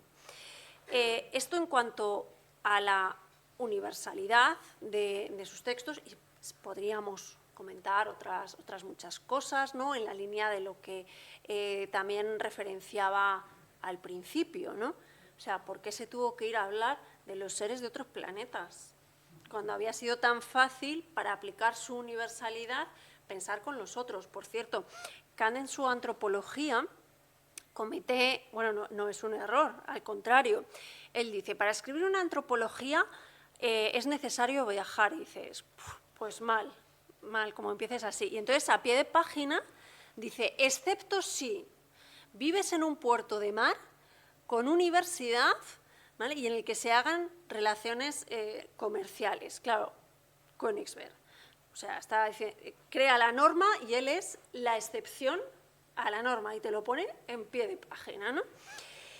Y a lo que voy es, Königsberg es un puerto por donde entran personas de otras razas, ¿vale? Es decir, entran esclavos de otras razas. Él conoce esta realidad. Él podría haber hablado con otras personas, podría haberse puesto en el lugar de otros seres humanos. Siempre les considero seres humanos. Eso lo dice también abiertamente, siempre lo dice, son seres humanos.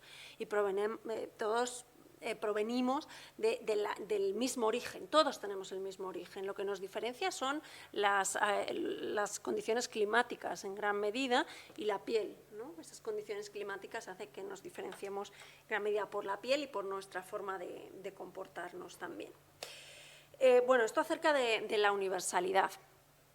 Y acerca de la autonomía.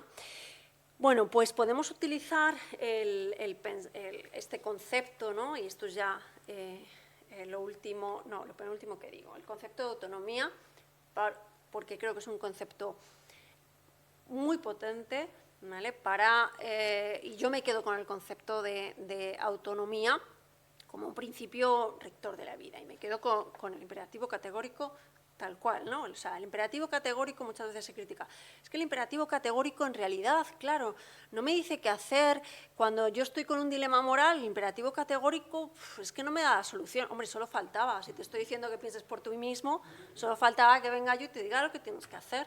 No, eso es lo que nos dice el imperativo categórico. Piensa por ti mismo. Ya está. Nos da una regla que sea universal, ¿vale? Y la autonomía lo que significa es que yo me doy mi propia regla. Yo me doy mi propia regla, ¿no? Pero o sea, hacer lo que cada uno quiere no es tan sencillo, no es tan sencillo saber lo que cada uno quiere, no es tan sencillo saber qué es lo que yo quiero, sobre todo si tengo en consideración qué es lo que me gustaría que fuera así siempre, ¿vale? Así que, pues esa autonomía creo que como concepto es muy relevante, como un concepto de independencia. Y lo último, ya ahora sí que sí, lo último con lo que me quedo. Me gusta mucho la forma en que empieza las observaciones. Es una de las pocas cosas que me gusta de las observaciones sobre el sentimiento de lo bello y lo sublime. Y empieza diciendo lo siguiente, habla, bueno, en parte se puede aplicar muy bien a la estética, a consideraciones de la estética, y por este tipo de cosas es por las que los textos kantianos nos siguen apelando, y por este tipo de afirmaciones, incluso del Kant precrítico 1764, podemos seguir pensando que Kant nos apela. Dice, las diferentes sensaciones de contento o disgusto obedecen menos a la condición de las cosas externas que las suscitan que a la sensibilidad peculiar de cada hombre, Mensch, varón, leído directamente, para ser grata e ingratamente impresionado por ellas. De ahí proviene que algunos sientan placer con lo que a otros produce asco. De ahí la enamorada pasión, que es a menudo para los demás un enigma, y la viva repugnancia sentida por éste hacia lo que para aquel es por completo indiferente.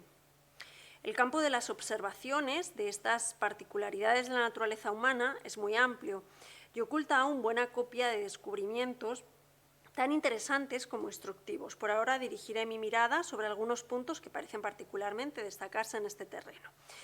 Bueno, yo me quedo con esto, que en parte es el giro copernicano. Esto es una barbaridad, o sea, 1764, no ha ocurrido todavía, ¿no? Pero fijaos, lo que nos está diciendo es ya que las sensaciones dependen de la sensibilidad del ser humano y no del objeto. No depende del objeto, ¿no? Esto es muy discutido porque, claro, entonces, ¿quién tiene el criterio para decidir qué es lo bello y qué no? ¿Quién tiene el criterio para decir qué es arte y qué no? Tiene que haber un criterio, por cierto, para considerarlo, pero incluso más, fijaos, afirma que unos pueden sentir placer con unos objetos y otros pueden sentir placer con otros objetos. De ahí que esas afirmaciones que antes os decía, ya no voy a ir para tener tiempo también, si queréis hacer algún comentario, en la metafísica de las costumbres, afirma que el matrimonio solamente se puede dar entre hembra y varón, y que el sexo, las relaciones sexuales naturales son las que se dan entre hombre y varón, y que las relaciones homosexuales las condena y dice que son a la naturaleza como las relaciones entre un ser humano y un animal, ¿vale? Pero también están estas apreciaciones de que cada uno puede sentir placer con un objeto diferente. Así que, bueno, me quedo, en fin, sí, con esa ambigüedad, ¿vale? Y ya, ahora sí, para que no acabar con todo el tiempo, también por si queréis hacer alguna pregunta.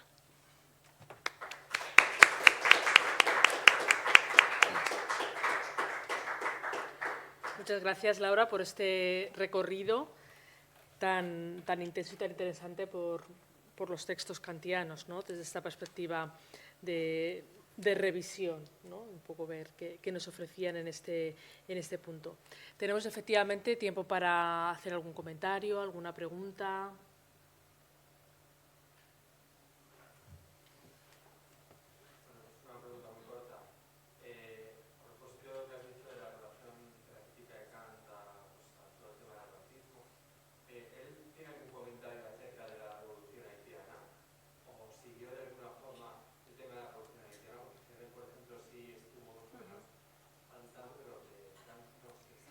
Creo que no.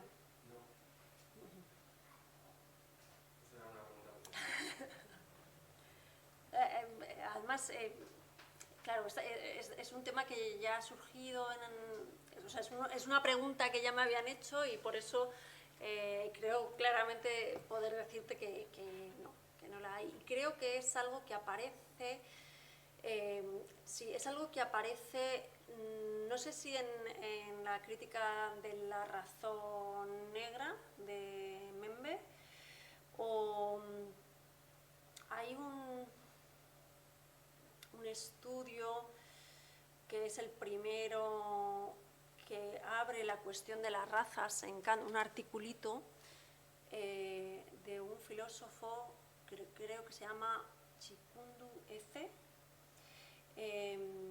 crítica a la razón colonial, que es donde aparece por vez primera en los años 70, es un artículo de los años 70, esta cuestión de las razas en Kant, y no hay un tratamiento al respecto. Sí. A mí me ha gustado los textos que he leído desde el punto de vista poético sobre lo sublime y lo bello. Y la verdad es que luego, en el último punto, en el piquete de las sensaciones, también se podría entender que depende de lo que uno siente, a lo que se enfrenta puede ser sublime o puede ser bello, ¿no? Entonces, bueno, eso es una cosa. Y luego lo que también has comentado un poco el tema de la misoginia, el tema del racismo y todo esto de Kant. Pues yo te quería preguntar, ¿tú crees que deberíamos de quitar las estatuas de Kant o deberíamos de quitar los nombres de Kant de las facultades y de todos los sitios como se ha hecho con otros ilustres personajes históricos en los cuales también se ha demostrado que había una intelectualidad racista o antifeminista? De la primera pregunta, a mí las consideraciones sobre lo bello y lo sublime de Kant, en la crítica del juicio, sobre todo, me parecen maravillosas. Son dos conceptos que son profusamente tratados por Kant y desarrollados en la crítica del juicio, que es una obra del último Kant, y me parecen memorables. Ahora bien, dependiendo del sujeto, la experiencia puede ser sublime o bella. Hay unas condiciones para que un objeto sea, sobre todo para que un objeto sea sublime, ¿no? Y es que tiene que ser manifestación de una fuerza inabarcable, y a mí me parece muy representativo el hecho de, esto aparece en la crítica del juicio, ante lo sublime, para entender bien lo que es lo sublime, ¿no? Se tiene que dar esa sensación un tanto de peligro, de sentirte ante el abismo, ¿no? Entonces, esa imagen de el valle con un arroyo no es sublime, o sea, ahí no hay peligro, no hay... casi podríamos decir incluso que es hasta fácilmente calculable. O sea, todo lo que es la naturaleza que se deja apresar en leyes naturales no es sublime, es bella. Mientras que la naturaleza que se desborda de sus leyes, esa es la que puede ser objeto, la que puede llevar, ¿no?, a un sentimiento de lo sublime, ¿no? Y después, acerca de las estatuas, hombre, yo las estatuas de Kant no las quitaría. O sea, claramente no quitaría las estatuas de Kant. No voy a hablar de otros porque no me atrevo. ¿Por qué? Para mí, ¿cuál es mi criterio? Hombre, creo que no es un genocida. Creo que no puso en riesgo la vida de nadie. Por eso digo, yo no voy a hablar, bueno, que no lo sea o que no lo defendiera. Claro. Yo creo que hay una cultura woke, que yo creo que, en mi opinión, se retuercen argumentos. Yo creo que tú también has retorcido algunos argumentos. Y ese retorcimiento, que viene muy bien para escribir artículos, puede aplicar a la vida real. Me imagino que lo dice por el tema de la homosexualidad de Kant. Bueno, no, la homosexualidad de Kant es lo de menos. Sócrates sabíamos que era bisexual y muchos de los griegos eran perfectamente entendibles. O sea, a mí me da igual que sea hombre solo que sea heterosexual. Claro, no, el problema es que de los griegos a lo mejor hay una expresión explícita de ello, ¿vale? Y en Kant no lo hay, sino que hay todo lo contrario, ¿no? Entonces puede ser polémico decirlo. Y yo estoy de acuerdo, además, en que no sé si nos lleva a algo decirlo o no decirlo. No sé si... Bueno, puede ser una curiosidad, pero bueno, puede ser retorcido, sí, puede serlo, pero bueno, de nuevo, acerca de las estatuas, o sea, yo la de Kant no la quitaría. No sé si conocéis este accidente, que, bueno, es que claro, no se ve exactamente. Esta es la estatua de Kant en Kaliningrado, Königsberg, es el actual Kaliningrado, y hace unos años pues sufrió un ataque. Creo que recordar que era de rusos, ¿no? Sí, no por defensores de la cultura pop, precisamente, No. eran por militaristas nacionalistas. Exacto. Exacto. Exacto, fue porque le consideraban demasiado alemán, ¿no?, para estar ahí, o sea, querían quitar esa estatua, por así decirlo. En Kaliningrado, lo que creo que esto fue en concreto porque querían llamar al aeropuerto de Kaliningrado, le querían poner el nombre de Immanuel Kant. La Universidad de Königsberg también se llama Universidad Immanuel Kant, ¿vale? Y esto fue por nacionalistas rusos que atacaron esa estatua. Yo hablo de la de Kant, he venido aquí a hablar de la de Kant. Yo, la de Kant no la quitaría. Kant habla de las razas en sus escritos acerca de las razas humanas, llega a decir que a los negros para dominarles hay que pegarles. Por eso pues, se habla, ¿no?, de esa connivencia con el esclavismo. ¿Esto no es apoyar un genocidio? Pues, hombre, en parte sí lo es. También es verdad que, como digo, en Hacia la Paz Perpetua, él critica abiertamente el colonialismo de los pueblos europeos y critica que se impusieran ciertos modelos políticos en otras regiones, que se llevaran otras formas políticas a las regiones que se conquistaron, ¿no?, que se colonizaron.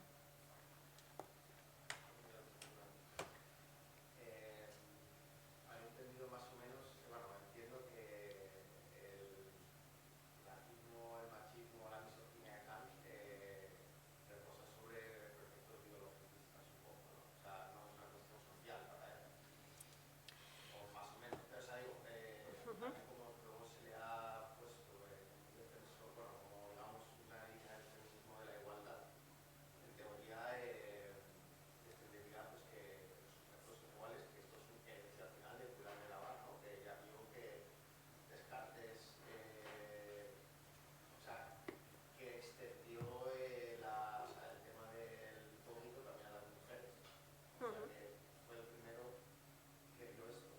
¿En qué momento se pasa o se establece la tesis esta, digamos, biologicista, que viene de Rousseau también, ¿no?, pero por el tema de la fuerza o demás, pero Christine Elizan ya vio en la ciudad de las damas que era una cuestión social? Eso es un poco lo que, o sea, no sé si Kant a lo mejor también Kant piensa que es una cuestión natural. Sí, claro, que por eso también, al ser profesor de la naturaleza, ¿no? Que esto es una tesis de Rosa Cobo, que como se pudo, o sea, el sujeto dominador de la modernidad, como conocía las leyes y podía dominar la naturaleza, pues esto se que tanto en Rousseau como en Kant, aunque esto se ve mucho mejor en Rousseau, no se sostiene. O sea, por así decirlo, no se sostiene. En Rousseau se habla de un momento natural en el que hay igualdad de los sexos y después se origina esa diferencia en el mundo civil, ¿no? Pero a la vez hay como una naturalización de esta diferencia. En Kant, abiertamente, la diferencia es una diferencia natural, ¿vale? Además, es una diferencia natural porque es la mujer, de la mujer es de la que depende la especie. O sea, yo no sé qué decir, la mujer sola tampoco puede mantener la especie. En época de Kant, al menos. En época de Kant, la mujer por sí misma, biológicamente, no puede mantener la especie. O sea, hoy en día sí. Hoy en día puede una mujer por sí misma mantener la especie, pero en época de Kant no es posible, ¿no? Pero él dice que de ella depende mantener la especie, ¿no? Así que sí, es un principio absolutamente natural. No sé cómo has completado la pregunta. O sea, has preguntado si es natural. Sí, totalmente. Pero como, por ejemplo, es que lo recuerdo de justo del año pasado, lo de cuando se hizo lo de las pensadoras. Ajá. Si no recuerdo mal, Cristina Dupin Ah, considera una cuestión más bien social o... claro. Exacto. Esto digamos, se encuadra dentro de esos nombres que yo he lanzado, ¿no? Acerca de dónde viene la diferencia. Esto está en Mary Wollstonecraft, ¿no? Directamente. O sea, que la diferencia de los sexos es una cuestión de la educación, que es la educación que se les da. Mary Wollstonecraft responde directamente a Rousseau. Y es la que le dice a Rousseau, o sea, claro, que las mujeres, que hay menos mujeres cultas, que hay menos mujeres que son más ignorantes, claro, es que no tienen acceso a la cultura, o sea, es un poco esa pescadilla que se muerde la cola, ¿no? Pues es evidente, es que no han recibido la educación, por eso se tiene que apostar por la educación de las hijas, dirá Mary Wollstonecraft, ¿no? Por eso escribe no solo la vindicación, sino la defensa de la educación de sus hijas. Pero digamos que son dos, por así decirlo, dos puntos de vista diferentes. O sea, ¿dónde está la diferencia? La diferencia es natural, como para Kant lo es, ¿no? No solamente porque tenga que mantener a la especie, sino porque sus facultades la llevan a ser así, mientras que, digamos, la otra corriente que se expresa, por ejemplo, en época de Kant, antes ya, Mary Wollstonecraft, pues es una diferencia que viene dada por el tipo de educación que se perpetúa y que se recibe, y eso es lo que hay que cortar. Por eso decía, es que no se puede ser un hijo, si fuéramos todos hijos de nuestra época y no nos pudiéramos salir de ahí, estaríamos pues en el Paleolítico. Ya está. Bueno, yo por entrar un poco en el debate, si me permitís, yo creo que desde el principio es una cuestión política, o si queremos biopolítica, ¿no? Si lo queremos decir con Foucault. Y todas las autoras que han intervenido en el debate, y tú lo has señalado muy bien, desde Christine de Pizan, es que han señalado con todas las letras que se trata de un prejuicio, que la desigualdad es un prejuicio. Por lo tanto, es un producto social, es un producto político y no es, por lo tanto, algo que se sostenga de manera natural. Otra cosa es cuando entran en juego argumentos naturalistas o biologicistas, esencialistas. Eso está ya desde Aristóteles. Aristóteles también recurría, ¿no?, a argumentos de ese tipo para justificar esa desigualdad entre hombres y mujeres. Pero son recursos dentro de un discurso absolutamente político, donde recurrir a esa diferencia natural o a esos estudios biológicos, al biologicismo a partir del siglo XVIII, XIX, etcétera, son búsquedas de argumentos que refuercen una discriminación que es política. Entonces esa es fundamentalmente la cuestión. Es muy interesante lo que ha señalado Laura, yo le agradezco mucho que haya hecho referencia a esa otra ilustración, ¿no? Lo que también en algún momento se ha llamado ilustración olvidada, y podríamos remitirnos a esa preilustración olvidada, todas esas autoras y también algunos autores que, bueno, pues que entendían que las mujeres debían ser sujetos de pleno derecho, ¿no? Sujetos epistémicos, sujetos éticos, que de alguna manera esos conceptos debían cumplir la promesa de universalidad que todos ellos contienen, ¿no? Ya que es muy interesante ver ese doble ritmo, por una parte, de esa participación, de esas intervenciones de muchas autoras a favor de la igualdad, porque es que ese rastreo lo podremos hacer de manera muy clara desde Christine de Pizan, pero incluso antes ya podemos recuperar genealogías feministas donde, bueno, se pone sobre la mesa en textos esa igualdad, y son intervenciones que forman parte de la vida cultural en un momento dado. Pero es que hay un doble ritmo entre esas intervenciones, que son incluso numerosas, y luego cómo eso cristaliza en el imaginario colectivo. Ya hay un desfase completo, ¿no? Porque ya en ese imaginario social entran en juego una serie de dispositivos que son políticos, que tienen que ver, bueno, pues con las prácticas sociales, que tienen que ver con una discriminación que desde luego está completamente interiorizada en la vida afectiva, cultural de una determinada sociedad. Entonces, claro, el avance, ¿no?, de esa conciencia feminista, por así decirlo, realmente es complicado, porque choca una y otra vez con un imaginario colectivo en el que, bueno, pues esa conciencia feminista no está, al contrario, resulta muy difícil hacer inteligible la figura de la mujer como un sujeto epistémico, un sujeto ético, etcétera, etcétera, ¿no? Entonces, quizá una de las maneras que podríamos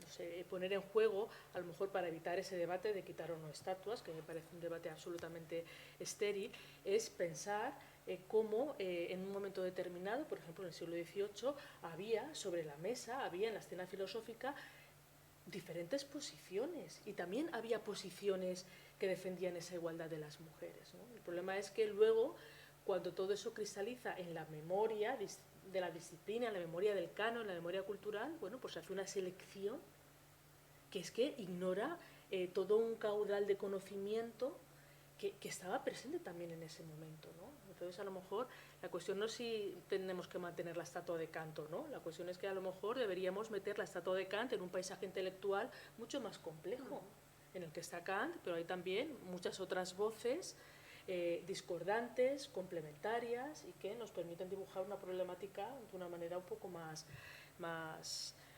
ajustada quizás a la realidad, porque evidentemente es que la voz de Kant, con toda la misoginia que pudiera bueno, pues evidentemente expresar, que sí que la expresaba, es que no era la única en ese momento.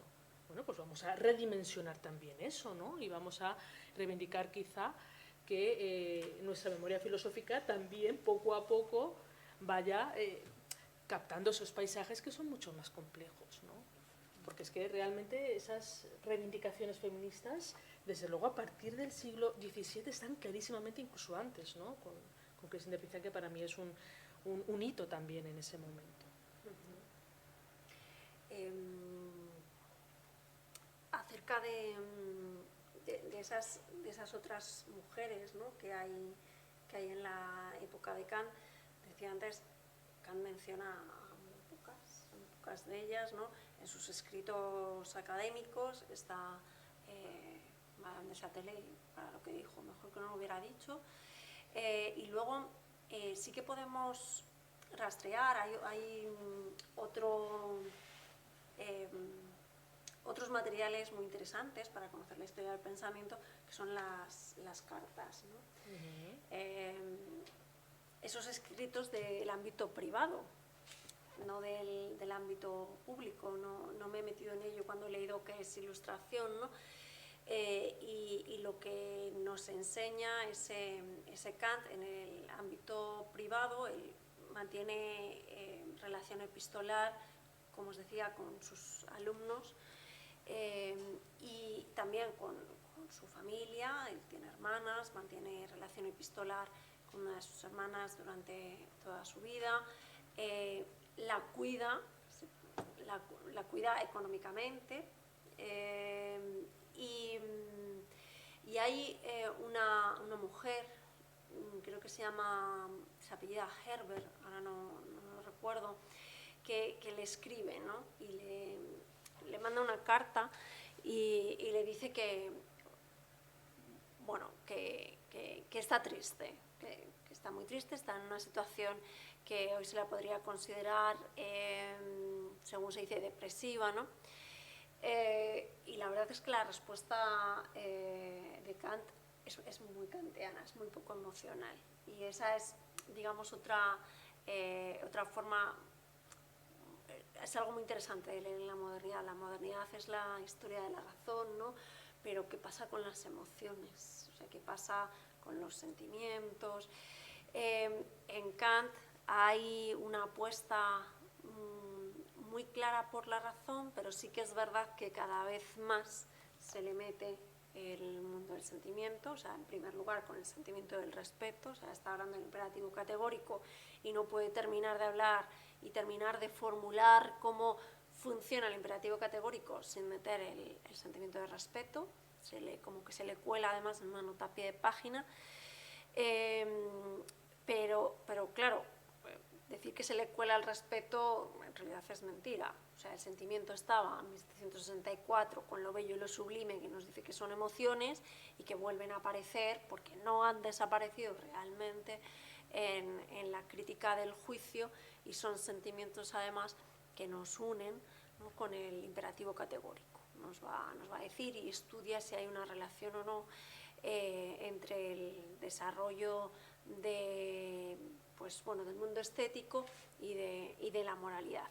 Sin embargo, vuelvo a lo que estaba diciendo, o sea, a pesar de que el sentimiento y las emociones es algo que están en Kant, creo que no están reconocidas en toda su fuerza. Eso es lo que hace que le responda a una mujer que le escribe preguntándole qué le parece lo que le ha sucedido de una forma totalmente no empática, por no decir antipática. O sea, ¿por qué? Por cierto, porque, y aquí se da una cuestión muy polémica, incluso en la actualidad, o sea, no polémica por cómo leemos a Kant, sino cuál es el grado de autonomía que tenemos a la hora de controlar nuestras emociones. O sea, él consideraría, por cierto, Kant, uno de sus escritos precríticos se llama Ensayo sobre las enfermedades de la cabeza, y en ese escrito de esta misma época, creo que es también de 1764, viene a decir que algunas de las enfermedades de la cabeza casi como que son responsabilidad de cada uno, ¿vale? Dentro de las enfermedades aparecen diferentes estados de ánimo, ¿vale? No os penséis que son enfermedades, por así decirlo, patológicamente muy claras, sino muchas veces son cuestiones de cómo está el ánimo. Y él apela siempre a la autonomía, y lo que le parece es que aquella persona que no coge las riendas de su estado de ánimo, pues es que no es un ilustrado. Y claro, esto es muy duro porque hay momentos, o sea, ¿cómo te haces cargo así de las emociones, ¿no?, de todas las emociones? Hay veces que la emoción supera ese poder hacerte cargo, ¿no?, de ellas, y es muy interesante, ¿no?, ese debate. Bueno, pues no sé si hay alguna cuestión más. Un debate, desde luego, que podría ser también aquí inagotable. Pues muchas gracias, Elena. Muchísimas me he sentido muy gracias. cómoda. Laura, ha sido un placer escucharte, dejar bueno, pues todas estas cuestiones tan, bueno, pues tan polémicas y tan actuales, ¿no?, que nos siguen interpelando sobre la mesa. Y seguimos el próximo viernes, si os parece, con Kant. Muchísimas gracias. Gracias.